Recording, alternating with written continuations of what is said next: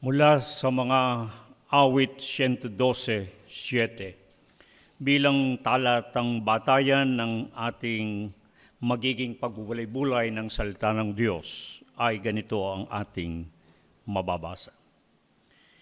Siya'y hindi matatakot sa mga masamang balita. Ang kanyang puso ay matatag na tumitiwala sa Panginoon. Tayo po ay sumandaling manalangin. Aming Diyos at aming Panginoon, buong paninikluhod kami dumudulog sa iyong kabanal-banalang harapan sa sandali po ito. Lumalapit kami na mayroong pamamanhik sa trono ng iyong biyaya, kung saan sa luklukan ng away dumadaloy ang walang hanggang pagpapala at mula doon ay umaagos ang walang hanggang biyaya. Sa sandali pong ito, Panginoon, saan kami naroong nagkakatipon sa sandali pong ito. Ang amin pong dalangin ay mapasa amin kanawa sa aming mga kalagitnaan, sapagkat ikaw nagsabing ihigit na mapalad ang mga nakikinig ng iyong salita, at doon sa pakikinig namin ng salita lalo na, ikaw ay naroon, gaya ng iyong sinabing kung saan ang naroon ang 2 o 3 na nagkakatipon sa iyong pangalan, ay naroon ka. Panginoon, madamanawa namin ang iyong presensya sa aming kalagitnaan, sapagkat kailangan ka namin, Panginoon, sa mga sandali pong ito ng anumang aming kalagayang pinagdadaanan. O aming Panginoon, malibang ikaw ay kasama namin, ano ang aming magagawa? Kaya naman, Panginoon, nawa ang iyong mga salitang ipapahayag sa umagang ito ay makapagbibigay sa amin ng aliw at ng lakas, ng ibayong katatagan para sa aming pananampalataya, upang makakayanan namin na malampasan ang mga bagay na pinagdadaanan sa kasalukuyang kapanahunan. Ito po ang aming pagsusumamo at ipinamamagitan namin kay Kristo Jesus na aming Panginoon at aming tagapagligtas. Amen. Amen. Mga pinakaibig na mga kapatid sa buong kongregasyon ng Kawan ng Panginoon, bagamat nasa kani-kaniyang mga tahanan tayo, kayo may sama-samang isinasagawa ang pagsamba sa pamamagitan ng pantahanan na pananambahan. Walang dahilan upang tayo'y mapigil o titigil sa gawang pagsamba. At sa ganitong pagkakataon, sinong lalong kailangan sa kasalukuyang ating kinalalagyan, kundi tangi ang Panginoon. Para sa ating aralin pagkain, sa umagang ito na pinamagatang pagtitiwala o pagkabahala, magtalaga at makakaasa. Ang usaping talakayin at bibigyang diin ay pagtitiwala sa Panginoon. Bakit higit ang pagtitiwala sa Kanya ang kinakailangan sa kasalukuyan? Meron ba tayong ibang magagawa? Meron ba tayong ibang maaasahan?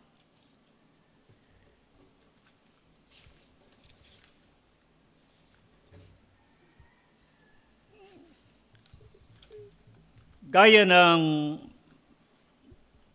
nabanggit na nauna na magiging batayan na talata sa ating pagbulay-bulay, mula sa mga awit 112:7 ay mababasa natin ng ganito: Siya'y hindi matatakot sa mga masamang balita. Ang kanyang puso ay matatag na tumitiwala sa Panginoon. Lubhang nakakabahala ang mga kaganapan sa kasalukuyan.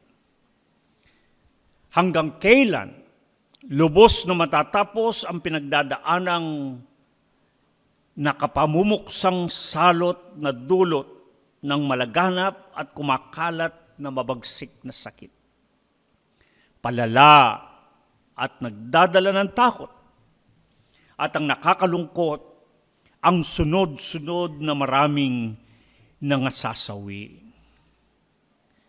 Noong isang araw lamang ay napauwi ako sa Kamaynilaan para sa paglilibing ng asawa ng isang pastor. At hindi naglaon ilang oras lamang ay meron namang nagpadala ng mensahe sa akin ng isang malapit na kaibigan ay namatay din. At sa pagkakabalita ko, maging ang buong pamilya ngayon ay nasa ospital dahil dito sa sakit na kumakalat. Nakakalungkot, nakakatakot ang mga bali-balita na ating naririnig sa araw-araw. Tayo ay halos pinipilit, kung hindi man sinisikil,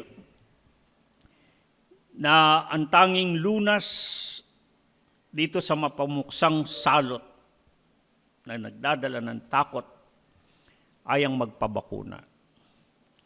Ano ang totoo? Iba't ibang haka-haka, magkakaiba ang paniniwala tungkol sa isinasagawa na bakuna.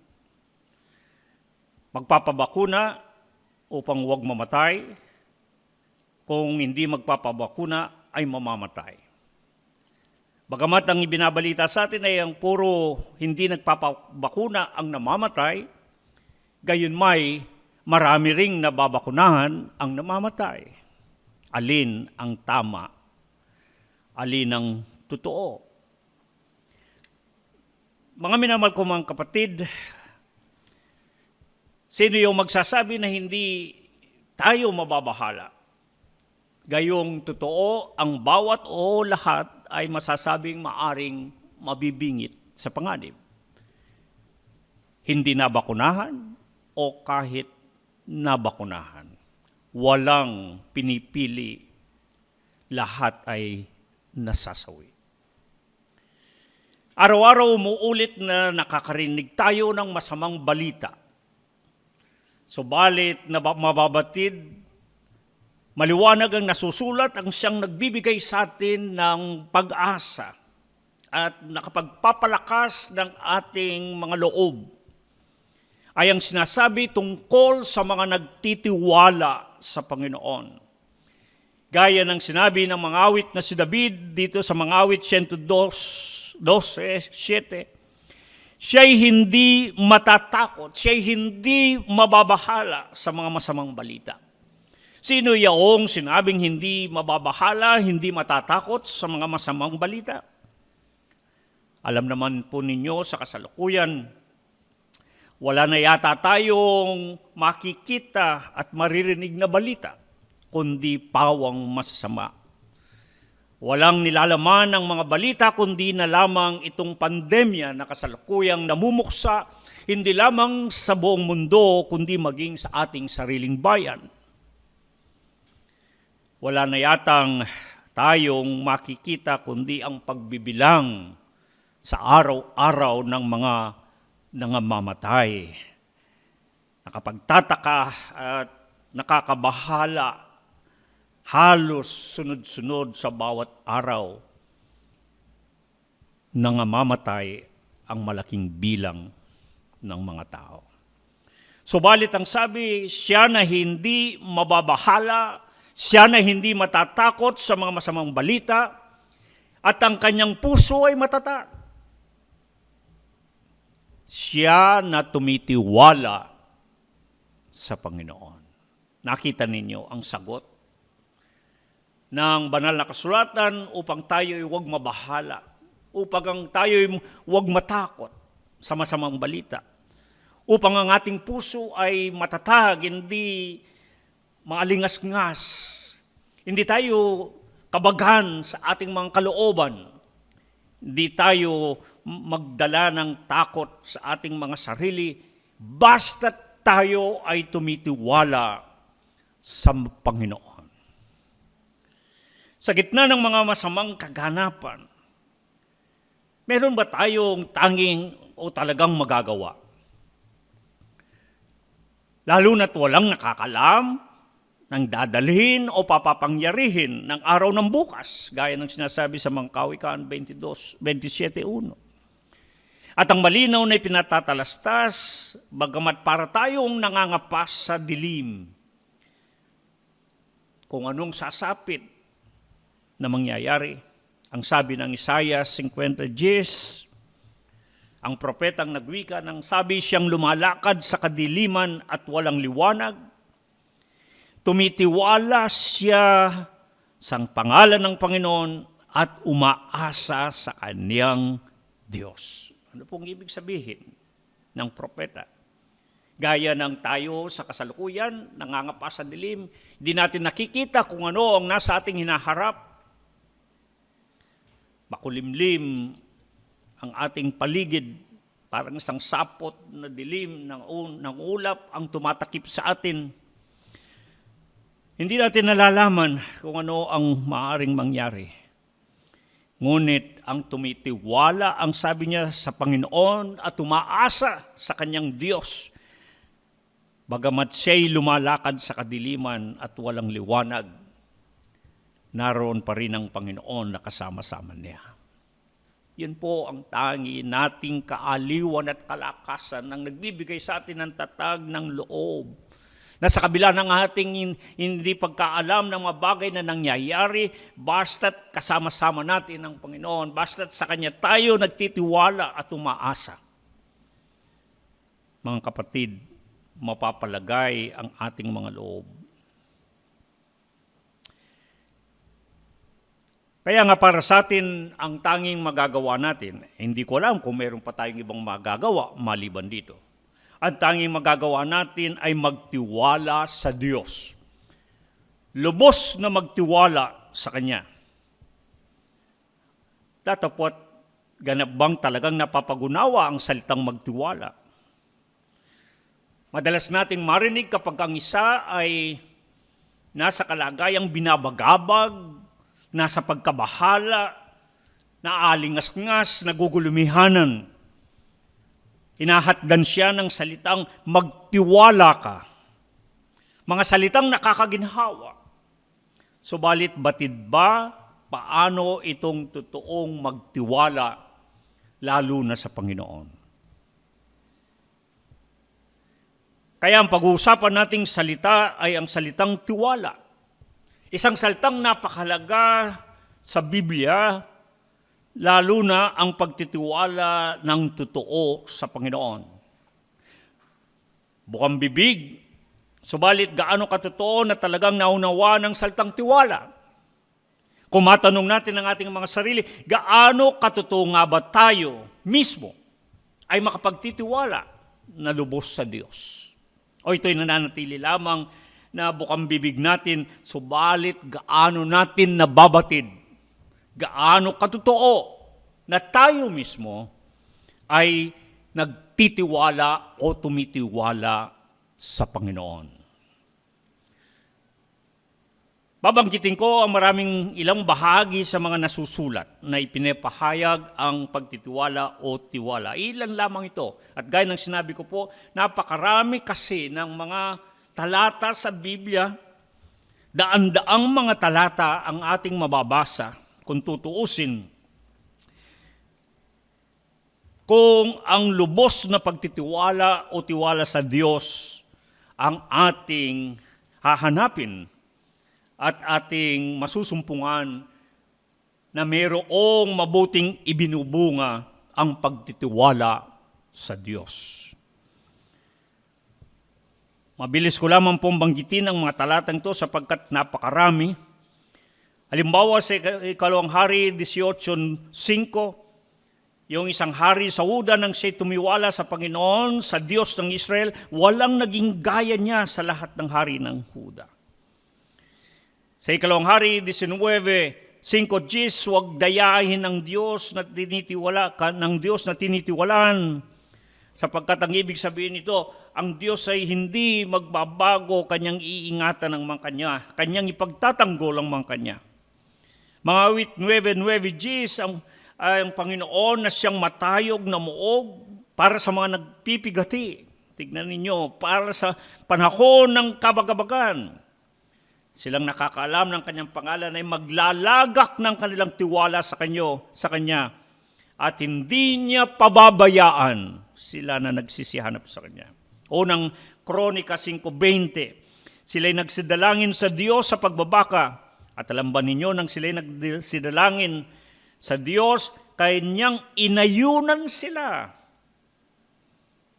At sapagkat sila'y naglagak ng kanilang tiwala sa Kanya. Nakita niyo, ang Panginoon kung maglagak ng tiwala sa Kanya at mananalangin ka sa Kanya, saasangayunan ka ng Panginoon. Mga awit 13:5, ang tumiwala sa Panginoon sa Kanyang kagandaang loob, ang puso niya ay magagalak sapagkat ililigtas siya ng Panginoon.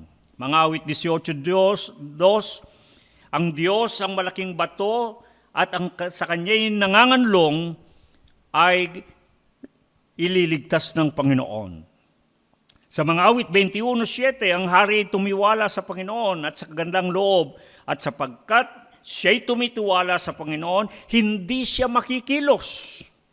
Mga awit 22:3-4, siyang tumataan sa mga pagpupuri ng Israel,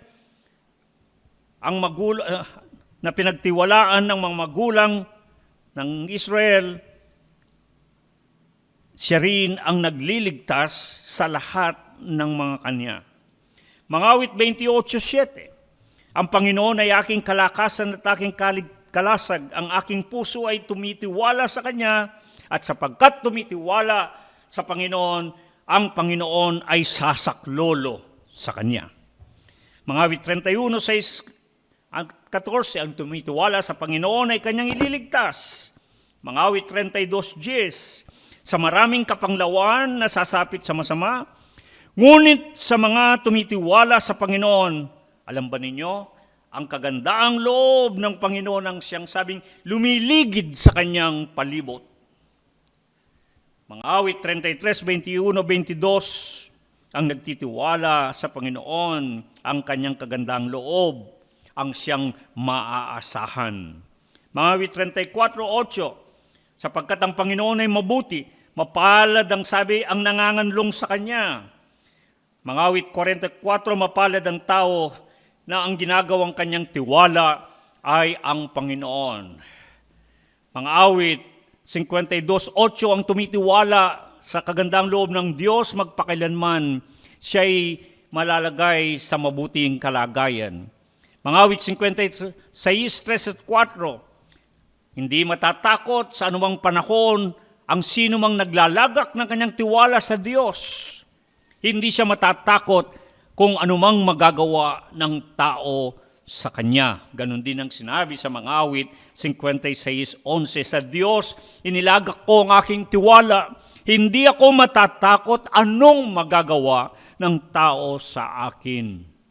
Mga awit 62:10-11, huwag tumiwala ikanya sa mga kayamanan kahit na ito'y lumago, at huwag ilagak doon ang puso. Ang Diyos ang nagsalitang minsan, makalawang aking narinig ng kapangyarihan ay ukol sa Diyos. Ibig sabihin, mga kapatid, kung merong higit na paglagakan ng tiwala ay hindi sa kayamanan o sa anumang bagay, kundi sa kapangyarihan ng Diyos. Mga awit 84:12, ang sabi, ang Panginoon ng mga hukbo nang nagtitiwala sa Kanya ay mapalad na tao. Sa mga awit 86:2, ang sabi diyan ay yung nagtitiwala sa Panginoon ay iingatan ng kanyang kaluluwa at ililigtas. Sa mga awit 91:2-3 ay sinasabi tungkol sa Panginoon na siyang kanlungan at katibayan, ang Diyos na siyang tinitiwalaan, kanyang ililigtas ka sa silo ng paninilo, sa mapamuksang salot, kanyang tatakpan ka ng kanyang mabagwis at sa ilalim ng kanyang mapakpak ay manganganlong ka. Ikaw ay hindi matatakot sa kakilabutan sa gabi, ni sa panaman na humihilagpos kung araw, dahil sa salot na dumarating sa kadiliman, ni dahil sa paggibaman ng sumisira sa katanghaliang tapat.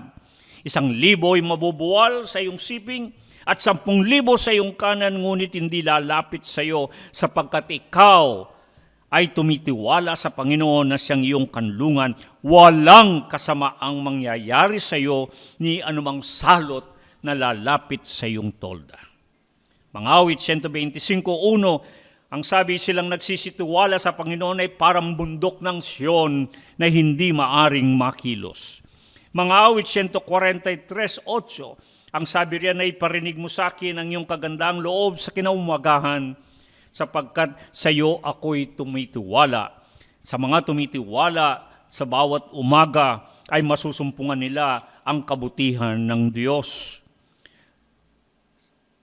Sa mga Kawikaan 33:5 at 6, ang nagsabi riyan, tumiwala ka sa Panginoon at huwag kang manalig sa iyong sariling karunungan. Kilalanin mo siya sa lahat ng iyong lakad at kanyang ituturo ang iyong landas, o sa ibang salin, bibigyan ka ng kanyang katagumpayan. Sa mga Kawikaan 16:20, ang nananalig sa Panginoon ay mapalad. Sa Kawikaan 28:25, silang naglalagak ng kanyang tiwala sa Panginoon ay maliligtas. Sa mga Kawikaan 29:25, ang pagkatakot sa tao ay nagdadala ng silo, ngunit ang naglalagak ng kanyang tiwala sa Panginoon ay maliligtas. Sa Isaiah 12:2, ang Diyos ang aking kaligtasan, ako'y titiwala at hindi ako matatakot. Isaiah 26:3 at 4, ang sabi, yung nagtitiwala sa Panginoon magpakailanman, ang sabi riyan ay iingatan siya ng lubos ng kapayapaan at ang pag-iisip na sumasa kanya ay yung ang tiwala niya ay nasa Panginoon magpakailanman.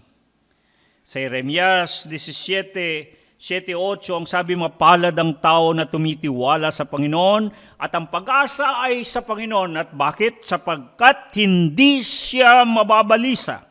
Hindi mababalisa ang tumitiwala sa Panginoon.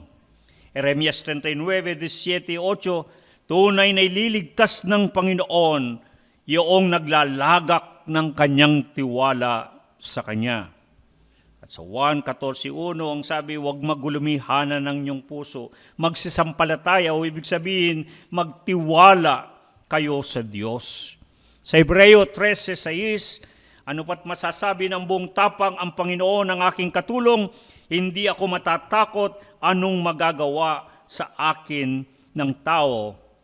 Unang 1:5-14, ito ang ating pagkakatiwala sa Kanya na kung anuman ang ating hinihingi ayon sa Kanyang kalooban ay dinidinig tayo. Mga minamahal ko mga kapatid, minabuti kong banggitin na isa-isa ang lahat ng mga talatang iyon ay upang ating mapag-alaman na napakaraming talata mula sa Biblia ang nagsasabi tungkol sa kahalagahan at pangangailangan ng pagtitiwala sa Diyos. At kung ano ang ibinubunga ng pagtitiwala sa Panginoon. Alam po ninyo, kung tatala ko lahat ang mga talata tungkol sa pagtitiwala sa Diyos, napakahabang oras ang ating maaring gugulin. Ngunit ang mga ito'y sapat na magpapatunay ng kahalagaan at na pangangailangan na lalo na sa ganitong kalagayan na ating kasalukuyang pinagdadaanan, walang ibang bagay tayong magagawa kundi tumiwala lamang sa Panginoon. Mga minamahal kong mga kapatid, kung meron tayong kailangan na gawin at ito lamang ang talagang tanging ating magagawa, ay ang magtiwala lamang sa Panginoon. Nais kong ugatin natin at suriin ang salitang tiwala, lalo na sa Biblia, sapagkat Bagamat ito'y madalas nating naririnig, ang salitang tumiwala, magtiwala, ay sa maraming pagkakataon kahit na tayo marahil na mga mananampalataya ay hindi gaanong nakakatiyak papaano ba itong magtiwala o tumiwala sa Panginoon. Ipaliliwanag yan ng mga ilang bahagi na kasulatan na siyang ating susundan. Mula halimbawa sa Lumang Tipan, tungkol sa salitang pagtitiwala, ay may mga ilang salitang Ebreyo sapagkat nalalaman po natin na ang Lumang Tipan ay nasulat sa wikang Ebreyo. At napakabuting ugatin natin ang mga salitang ito sapagkat sa pamagitan ng salitang ito ay maglalarawan sa atin kung ano ang ibig sabihin ng magtiwala o tumiwala o maging ang salitang tiwala. Sa mga awit halimbawa 18:2 na kung saan sinabi, ang Panginoon ay aking malaking bato at ang aking kuta at aking tagapagligtas, ang aking Diyos, ang aking malaking bato na sa Kanya'y nanganganlong ako. Siya ang aking kalasag at siyang sungay ng aking kaligtasan, ang aking matayog na muog. Nakita ninyo ang ginamit na salita'y nanganganlong. Yan din ay salitang tiwala. Ngunit ang salitang Grego nito ay yung kasa. Nang ibig sabihin ay mayroong masasandalan. Inilalarawan ng salitang kasa na halimbawa sa kalagayang ikaw ay matutumba. Meron kang masasandalan. Iyan ang ibig sabihin ng salitang tiwala. At kapag ito ay tumutukoy sa Diyos, sa mga panahon na tayo ay marahil ay nananamlay, sa mga panahon na marahil tayo mahahandusay, sa mga panahon na maaari tayong malugmo, meron tayong maaasahan na masandalan. At ang masandalang iyon ay matibay na muog, walang iba kundi ang ating Panginoon. Yung muog parang isang matatag na pader. Makakasandal ka sa Panginoon sa mga sandali na ikaw ay maaring mabuwal. Sa Isaiah 51:5, ang sabi ay sa aking bisig ay magsitiwala sila. Ang ginamit naman pong salita diyan ay ang Ebreyong yakal. Nang ibig sabihin niyan ay inilalarawan na kapag ang isa ay nangangailangan ng tulong, naghahanap siya kung saan manggagaling, saan ang aasahan niyang tulong, ang kamay ng Panginoon ay nakandang may iniunat upang sa atin din nagiging maiksi ang kamay ng Diyos. Ang sabi nga sa ibang mga talata sa Biblia, upang iabot ang kanyang tulong. Sa Mika 7:5 naman, ang ginamit na salita para sa salitang tiwala ay yung aman. Huwag magsitiwala o magkatiwala kangino man, ang sabi riyan. At sa Isaiah 22:23, ikakapit na parang pako sa isang matibay na dako. Ito yung salitang aman, magtiwala. Yung salitang aman sa wikang Grego, yung Ebreyo, ay yun din ang salitang amen. Nang ibig sabihin ay sigurado, tiyak, totoo. Ganoon ang salitang tiwala sa Hebreo. Ito'y tiyak, ito'y totoo, ito'y sigurado, ito'y amen. At nung sabihin ni Propeta Isaiah sa 22:23, ikakapit na parang pako sa isang matibay na dako. Alam ba ninyo inilalarawan nito? Yung isang tolda, yung tent, yung kanyang mga tulos, ay itinutusok doon sa matigas na dako o lupa upang kahit na malakas na hangin o unos ay hindi niya matatangay ang tolda sapagkat yung mga tulos ay parang mga pako na itinusok sa matigas na lupa. Ganyan ang may tiwala sa Diyos. Hindi siya magagalaw, hindi siya kaagad na matatangay sapagkat matatag ang kanyang kinalalagyan sa Panginoon. Ngunit merong mas magandang paglalarawan ng salitang tiwala sa wikang Hebreo. At ito ang mas madalas na ginagamit sa lumang tipan, at ito yung salitang betak o beta. Kaya yung mga kawikaan 3:5-6 sa pag binasa ninyo sa wikang Hebreo, ang sabi, betak, el Adonai, trust in the Lord. Tumiwala ka sa Panginoon. Betak, el Adonai. Nandun yung saltang beta. At yung saltang beta ay halos kulang-kulang po sa 200 ulit. Halos o kulang sa 200 ulit na ginamit ang saltang beta. At itong saltang beta ay maglalarawan sa atin at naway makatulong sa atin upang maunawaan natin kung ano ang ibig sabihin ng tumiwala sa Panginoon. Hindi lingid sa atin ang mga alpabetong Hebreo. Ito po ay mga larawang salita. Ibig sabihin, yung mga titik at salita, titik na bumubuo ng mga salita ng alpabetong Grego o ng salitang Hebreo, ay iginuguhit ang larawan ng kahulugan nito. Kagaya halimbawa, ang salitang beta, meron 3 titik na bumubuo sa salitang beta. Ito yung bet, tet, at chet. Ano ang nilalarawan nitong 3 salitang bet, tet, at chet na kapag kabinuo ay nabubuo ang salitang beta na siyang isinatagalog na tiwala. Sa Ingles, trust. Tingnan po natin, sapagkat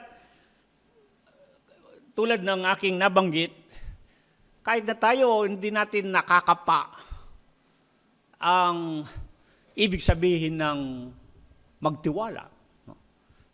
Kahit na tayo may pagkakataon, kung hindi tayo nalilito, hindi natin lubos na napapagunawa kung ano ba ang ibig sabihin ng magtiwala, lalo nang tumiwala sa Panginoon. Ngunit ang mga salitang Hebreo ay kapag inyong binasa ang bawat titik na bumubuo nito, iguguhit sa isip ang larawan, kung anong ibig ipakahulugan ng salita. Kagaya ng salitang tiwala o sa Ingles na trust, ang ibig sabihin nito sa wikang Hebreo ay beta, na binubuo ng 3 salita, bet, tet, at chet.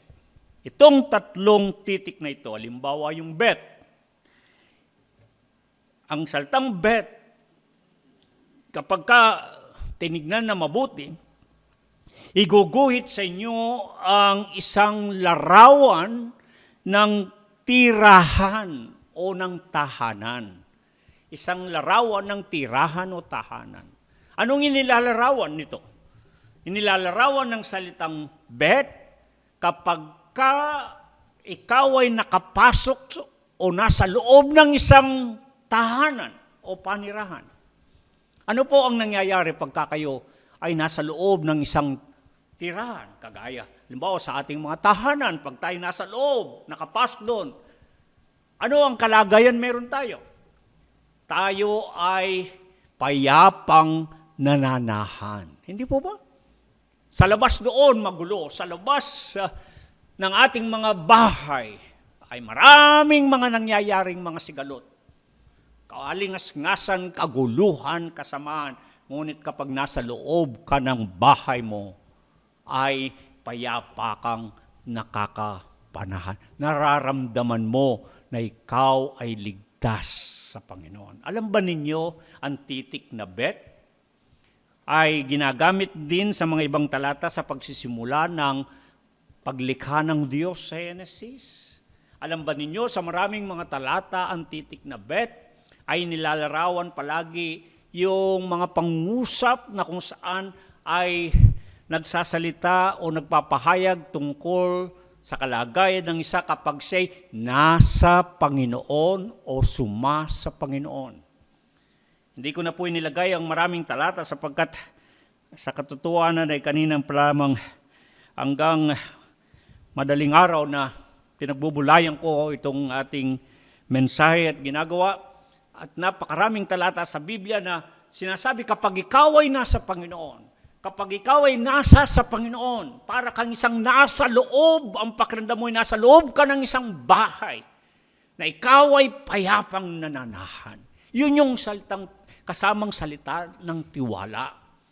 Kasama na dapat nating mapag-uunawa na kapag tayo ay nasa Panginoon o tayo ay suma sa Panginoon, mga minamahal kong mga kapatid, anuman ang mga kaguluhan, anuman ang mga kasamaan, anuman ang mga kaligaligan, anuman ang mga kalingas-ngasan na nangyayari sa ating kapaligiran, ngunit tayo'y nasa loob, nasasakop ng isang bahay, inilalarawan ko na tayo'y nasa Panginoon. Kagaya ng mga talatang binasa, kinukubkob tayo ng Panginoon. Pinapalibutan tayo ng pag-iingat ng Panginoon. Ang ikalawang titik na bumubuo ng salitang beta, tiwala o trust, ay ang salitang tet. Ang salitang tet, inilalarawan ang kalagayan ng nakabalot o kinukupkup. At may mga talata akong inilagay riyan sapagkat mas magandang makita natin ang mga ito. Halimbawa sa mga awit 34:8, o inyong tikman at tignan ninyo ng Panginoon ay mabuti, mapalad ang tao na nanganganlong sa Kanya. At sa Deuteronomio 30:27, ang sabing walang ang Diyos ay dakong tahanan at sa saybay ang walang hanggang mga bisig. Nakita ninyo ang mga salitang ginamit diyan. Meron kayong inilalarawan na mayroong kamay na nanganganlong. Kamay na nanganganlong. Kaya ang magtiwala sa Panginoon ay dapat nararamdaman natin na tayo'y kinakanlong ng Panginoon. Tayo'y kinukupkop ng Panginoon upang lalo ninyong maunawa ng salitang bet, lalo na ang salitang nakabalot, makakakita kayo dapat hindi lamang ng bahay, kundi makakakita kayo sa loob ng bahay may isang sanggol. Ano ang kalagayan ng sanggol na iniingatan at talaga namang pinaglalaanan ng pagmamahal at ng paglingap? Binabalot ng lampin. Tignan ninyo ang sinabi ng talata sa Biblia, sa Ezekiel 16:4, at tungkol sa iyong kapanganakan, ng araw na ikaw ay pinanganak, ay hindi naputol ang iyong pusod, o napaliguan ka man sa tubig upang linisin ka, ikaw ay hindi pinahiran ng asin, o hindi nabalot man. Anong larawan na pinakikita? Kung ang isang bata, ang isang sanggol na isinilang, hindi pinutol ang kanyang pusod, hindi hinugasan, hindi binihisan, at hindi binalutan ng lampin. Larawan nyo ng pinabayaan. Hindi po ba? Larawan nyo ng pinabayaan. Ngunit ang tet, ang titig na tet, na kasamang bumubuo ng salitang beta, ng tiwala, ang isang nagtitiwala, para siyang nakabalot, para siyang kinukupko, parang may mga kamay na nanganganlong sa kanya. Di po ba napakasarap sa pakiramdam na malaman natin at maunawaan sa gitna ng mga bagay na nangyayari, na tayo'y nababahala sa mga masamang balita, na hindi natin malaman kung tayo'y matatakot. Merong nanganganlong sa atin. Nakabalot tayo sa pag-iingat ng Diyos. Kinukupkup tayo ng Panginoon. At ang huling titik ay ang titik na chet. Ang titik na chet, kasamang titik na bumubuo ng saltang beta, ang saltang tumiwala o magtiwala, ay ginuguhit sa inyo ang larawan na parang bakuran. Tingnan po ninyo, ilagay natin sa ating isipan, iguhit natin sa ating mga isip, gumawa tayo ng paglalarawan. Ang isang bahay, ang isang sanggol na nakabalot ng lampin. At pagkatapos ay mayroong bakuran o kulungan. Anong inilalarawan? Bakit halimbawa, nagbabakod tayo? Bakit binabakuran natin ang ating mga pag-aari na lupain? Hindi po ba upang ingatan o maiingatan? At kung hanggang saan ang hangganan ay maiingatan. Meron pong malalim na masusumpungan natin na bagay dito. Yamang at bagaman pinag-uusapan natin ang pag-iingat ng Panginoon. Ang pag-iingat niya ay para tayong binabakuran. Parang merong hangganan. Ngunit inilalarawan na yung pagliligtas ng Panginoon ay hanggang doon sa hangganan, hanggang doon sa loob ng bakuran. Na ang gustong ipatibig paibatid. Kung gusto natin, halimbawa talagang maramdaman natin, maranasan natin ang pag-iingat ng Panginoon, huwag po tayong lalabas doon sa bakuran. Huwag tayong lalabas doon sa hangganan. Mga kapatid, mahalaga pong pansinin ng bagay na yon. Minsan, dumarating pang ang pangyari, baka nasisisi pa natin ang Panginoon, nagsasalta tayo ng anumang bagay na laban sa Panginoon, kung bakit tayo'y napabayaan, bakit tayo hindi iningatan, bakit nangyari sa atin ang hindi mabuti, bakit masamang bagay ang naganap sa buhay natin. Baka lumabas kasi tayo sa bakuran ng pag-iingat ng Panginoon. Mga minamahal kong mga kapatid, maraming pagkakataon lumalayo tayo sa Panginoon. Maraming pagkakataon nasa labas tayo ng pag-iingat ng Panginoon. Kung ibig natin na maingatan tayo, manatili tayo sa loob ng hangganan, ng bakuran ng Panginoon, ng kulungan. Walang pinagkaiba kagaya sa atin dito sa kawan ng Panginoon. Palagi nating ginagamit ang metafora, ang ilustrasyon ng tupa at ng kawan. Kailan at kailan ang sang tupa ay lalong naiingatan kung siya'y nasa kawan, kasama sa isang kulungan.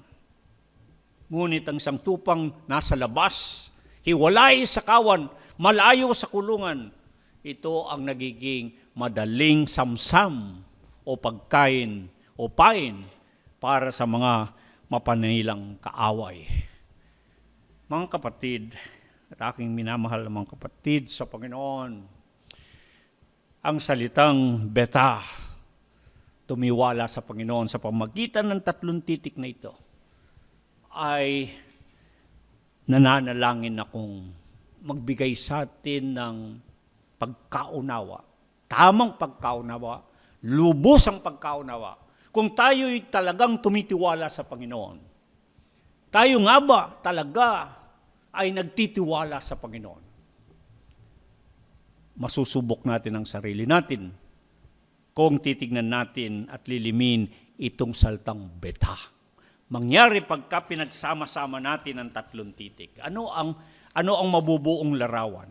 Pag pinagsama natin ang salitang beta na buo sa pamagitan ng 3 titik na bet, tet, at chet,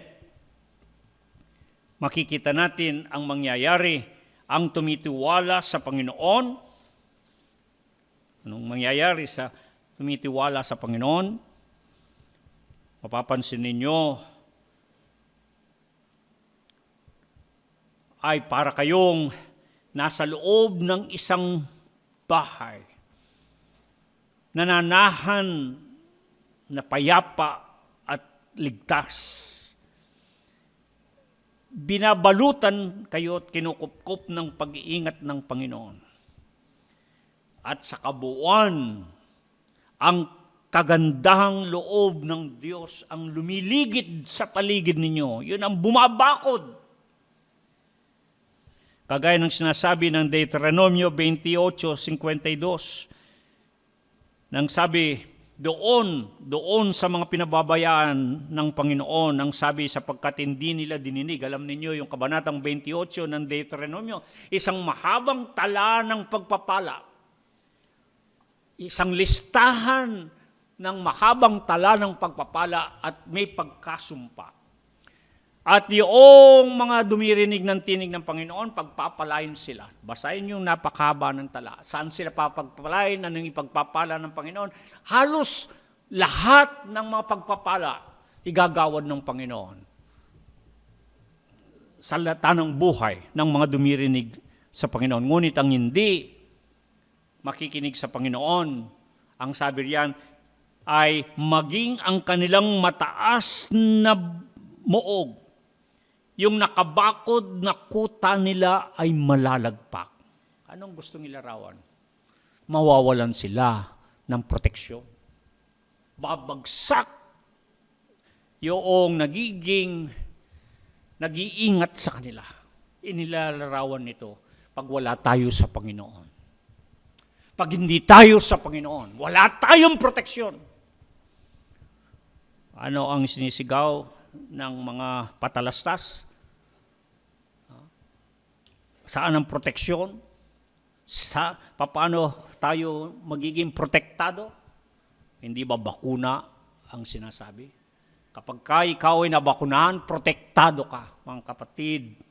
Kahit na yan ay lalagpak, kahit na yan ay mawawasak sapagkat hindi totoong proteksyon. Hindi ba? Hindi lang pinapaliwanag sa atin, pero hindi ba ninyo napapansin, maging ang bakuna, anong sabi? Emergency use. Emergency use. Inilalapat lamang na pansamantala, pangmadalian, hagarang lunas. Ngunit alam natin na hindi pa rin lunas. Sapagkat hayagang katotohanan, kahit na mga nabakunahan ay nangamamatay. Nakalulungkot lamang, hindi binabalita ng ating pamahalaan. Ang binabalita lamang ay hindi nabakunahan ang namamatay. Ngunit pare-pareho, nabakunahan at hindi nabakunahan, namamatay. Mangyari, hindi yan ang proteksyon. Dito sinasabi ng kasulatan, ang proteksyon ay ang Panginoon. The Lord is our protection. Ang Panginoon ang ating proteksyon. Tumiwala lamang tayo sa Kanya. Magtiwala lamang tayo sa Panginoon. Kung talagang nagtitiwala tayo sa Panginoon, masusubok na yung sarili. Dapat hindi na kayo nababahala. Dapat hindi tayo naalingas-ngas. Dapat hindi tayo nagugulumihanan. Dapat panatag ang ating puso. Dapat wala tayong anumang pag-aalala. Wala tayong anumang pagkabalisa. Ang nagtitiwala sa Panginoon, parang ang pakiramdam ay parang ikaw ay nasa isang loob ng bahay. Payapa kang nananahan. Kinukupkup ka sa loob nito. Iniingatan ka doon. At nababakuran ka ng proteksyon ng Panginoon. Yun ang ibig sabihin ng salitang tumiwala o magtiwala. Beta. Mga kapatid, hindi ko alam kung ganito ang ating nararamdaman. Ngunit, kung hindi ganito ang ating nararamdaman, baka nagkukulang tayo ng tiwala sa Panginoon. Baka talagang hindi pa tayo makapagtiwala sa Panginoon. Sapagkat ang salitang beta ay magaan niyang inilalarawan ang nagtitiwala sa Panginoon. Samantalang sa Bagong Tipan, at kakaunti na lamang po, ay hindi masyadong malawig na ipinaliliwanag ang salitang tiwala. Ito ay payak o simple lamang na tinuran sa pamagitan ng isa o dalawang salita. Ngunit ang lahat ay nagugat sa salitang Grego na pistis. Ang salitang pistis, kasama din ang salitang pistos, pisteo, ang talagang akmang salita diyan ay paniniwala at pagtitiwala. Magkasama po yan. Hindi naghihiwalay. Pagnininiwala at pagtitiwala. Sa Ingles, yan yung salitang belief and trust. Believe and trust. Maniwala at magtiwala. Ngunit, sa paglipas ng panahon, sa pagsasalin-salid ng mga salita, ay inisa na lamang yan at yan ang mababasa ninyo ngayong salita sa Biblia na pananampalataya. Bagamat sa ibang salin sa Ingles, pinanatili ang salitang believe at trust. Pero pag isinalin na sa Tagalog na Biblia, hindi na ninyo mababasa ang salitang paniniwala o pagtitiwala, tanging ang salitang pananampalataya ang siyang inyong mababasa. Wala pong anumang problema doon sapagkat pare-parehong nagugat ang mga ito sa isang salita at ito ang salitang pistis. Kaya lumalabas na katumbas ng paniniwala o pagtitiwala ang salitang pananampalataya. Ngunit hindi gaanong itong pinaliliwanag sa Bagong Tipan. Ngunit kung anuman ang pakahulugan ng salitang pananampalataya, kagaya limbawa ng sinasabi sa Hebreo 11:1, na kung saan ay sinasabi ang pananampalataya ay siyang kapanatagan sa mga bagay na hinihintay at katunayan sa mga bagay na hindi nakikita. Mayroon pong dalawang salita doon, sangkap upang masabi natin ang salita ay pananampalataya. At ito ay ang kapanatagan at katunayan. Ang kapanatagan sa Ingles ay substance of confidence at ang katunayan ay evidence. Kung minsan, ginagamit din ang salitang assurance, katiyakan. Sa makatwid, ito rin ang ibig sabihin ng pananampalataya sa Biblia. Katumbas ng maniwala at magtiwala. Na kailangan ay kung talagang ikaw ay mananampalataya, ay ikaw ay naniniwala at nagtitiwala. Kung ikaw ay totoong mananampalataya, naniniwala o nagtitiwala sa Panginoon, dapat ay meron kang kapanatagan. Panatag ka. Hindi ka nababagabag. Ulitin ko po. Kailangan panatag ka, hindi ka nababagabag. Yun ang may pananampalataya. Yun ang naniniwala. Yun ang nagtitiwala sa Panginoon. Pero kung nababagabag ka at hindi ka panatag, mga kapatid, mukhang hindi pwedeng maghalo yun. Ang pananampalataya, ang pananampalataya sa pagkabalisa, pagkabahala. Kailangan ang nananampalataya naniniwala at mayroong pagtitiwala, mayroon siyang kapanatagan. Kaya sabi ko kanina, kinakailangan natin pag-usapan ng salitang tiwala dahil baka nagkukulang tayo. Baka hindi natin talagang nararamdaman ang magtiwala sa Panginoon. Lalo na sa mga panahon na ating pinagdadaanan. Sa kalagayang nakakatakot ang lahat ng mga balita, nakakabahala ang mga lahat ng mga nangyayari. Baka tayo man ay nababagabag. Nawawalan tayo ng kapanatagan sa buhay. Nagagalaw tayo, nakikilos tayo. Nayayanig tayo, naantig tayo. Hindi yun pananampalataya.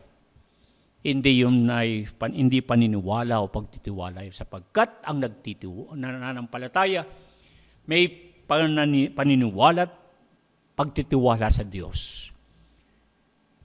panatag siya. Mapapanatag siya. Mayroon siyang kapanatagan. Ikalawa, ang nananampalataya, yung may paniniwala at pagtitiwala sa Diyos, meron siyang katunayan o katiyakan. Meron siyang katibayan. Nakita ninyo? Sa makatwid, tiyak siya. Nakakasiguro siya kung ano ang kanyang kalagayan. Hindi siya matitinag. Hindi siya mag-aalinlangan. At yan ang maraming pagkakataon. Ang ating pananampalatay, animoy nahahaluan ng pag-aalinlangan. Hindi purong pananampalataya yon.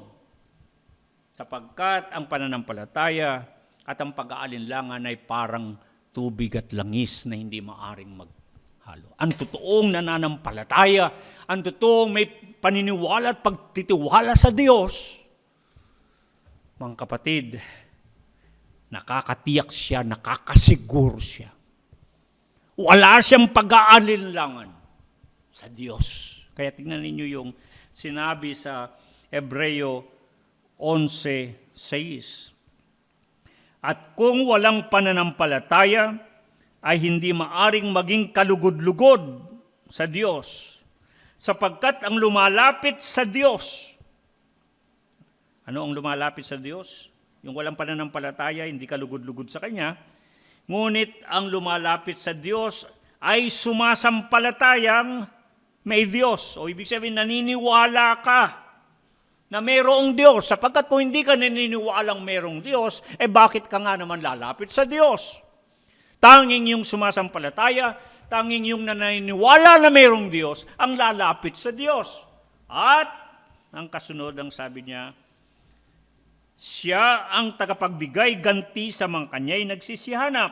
Ang ibig sabihin yun ay may tiwala ka na magagawa ng Diyos kung ano man ang inilalapit mo sa Kanya.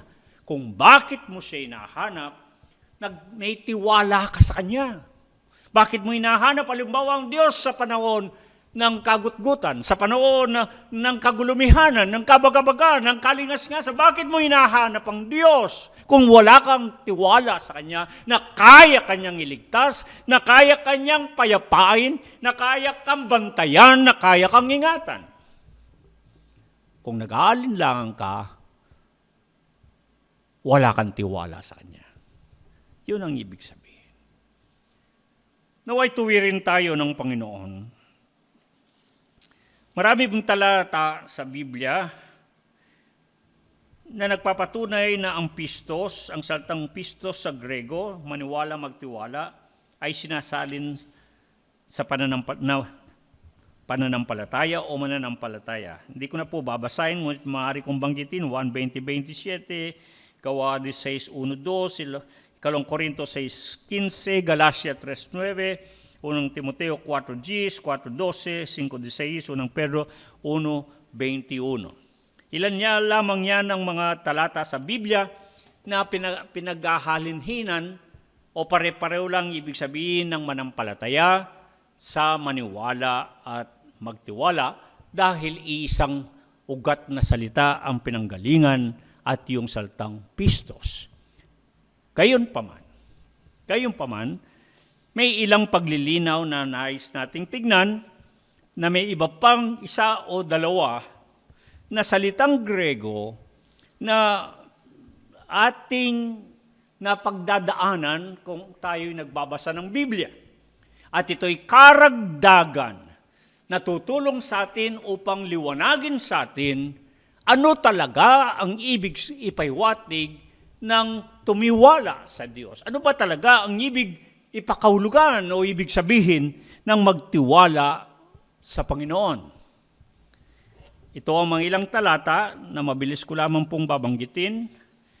Halimbawa, ang Mateo 27:43, ginamit ang salitang nanalig. Di ba? Nasusubukan din natin yung salitang nanalig o pananalig sa Diyos. Sa 1 Korinto 1:9, ang sabi diyan ay ni Pablo, kami nagkaroon sa aming sarili ng hatol sa kamatayan upang Huwag magtiwala sa sarili kundi sa Diyos na bumubuhay na maguli ng mga patay. Pananalig yon, pananalig na hindi sa iba, hindi sa sarili, kundi sa Diyos.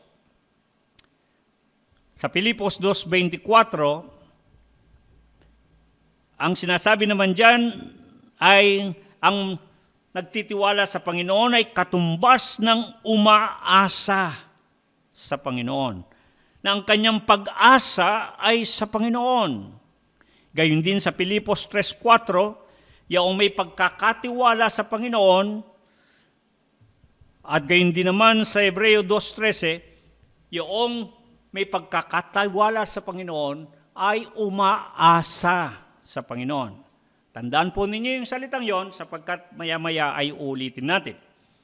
At ang ikalawang salitang Grego ay yung isa pa na ayon sa 2 Korinto 3:4, ang pagkakatiwala sa Diyos, gayon din sa Efeso 3:12, ay may pag-asa sa pamagitan ng pananampalataya. Okay. At sa 1 Timoteo 1:12, ang sabi ni Pablo, nakikilala ko ang aking sinasampalatayanan at lubos akong naniniwalang siya'y makapag-iingat, kaya't aking ipinagkakatiwala, o yung salita dyan na parateke ay itinatalaga ang aking sarili. 1 Pedro 2:23, ang sabi, maging si Kristo Jesus nating Panginoon, nang siya'y alipustahin, hindi siya gumanti ng pag-alipusta, nang siya'y magbata ay hindi nagbala, kundi ipinagkatiwala, ng ibig sabihin itinalaga ang kanyang sarili doon sa umahatol sa matuwid. At sa 1 Pedro 4:9, ang sabi diyan ay ipagkatiwala ng nangagbabata ayon sa kalooban ng Diyos ang kanilang mga kaluluwa sa paggawa ng mabuti sa tapat na lumalang. Dalawang salita na mahalaga na idinagdag sa salitang sumasampalataya, naniniwala o nagtitiwala. Ang ibig sabihin, ito ang ating paglilimi sa ating mga sarili. Tayo nga ba talaga ay mananampalataya? Talaga ba tayo'y naniniwala at nagtitiwala sa Panginoon? Kung tayo ay totoong sumasampalataya, naniniwala at nagtitiwala sa Panginoon, dalawang salita pa ang idinagdag sa wikang Grego. At ito ay ang salitang peito at yung salitang paratitemi na ang ibig sabihin ay ang sumasampalataya, ang naniniwala o nagtitiwala sa Panginoon ay itinatalaga. So may pagtatalaga na pinag-uusapan. Kung tayo ay nananampalataya, masusubok kung talagang tayo ay naniniwala o nagtitiwala sa Panginoon. Kung tayo ba'y nakatalaga sa Panginoon. Totoo bang itinalaga na natin ang ating buhay sa Panginoon? Ang naniniwala, nagtitiwala sa Panginoon, inilalagak niya ang kanyang sarili sa Diyos. Kaya nga sa nangyayari sa kasalukuyan, wala tayong ibang magagawa. Kapag sinabing tayo magtiwala sa Panginoon, ibig sabihin, mga kapatid, kaya nating ilagak ang ating buhay. Kaya nating salalay sa kamay ng Diyos ang ating buhay, na kaanuman ang mangyari, mangyari ang mangyari. Sabi nga, que sera. Handa nating isalalay ang ating buhay sa kamay ng Diyos. Iiwanan natin, ilalagak natin ang sarili. Parang salitang pambangko, idinideposito natin ang ating buhay. Iniiwan natin sa Diyos. Bahala ang Panginoon sa atin. Wala tayong magiging alingasngas. Wala tayong anumang magiging kabalisahan. Hindi tayo mababahala ng anumang masamang balita kung tayo'y sumasampalataya, naniniwala o nagtitiwala sa Panginoon, ibig sabihin sapagkat itinalaga na natin ang ating buhay sa Diyos.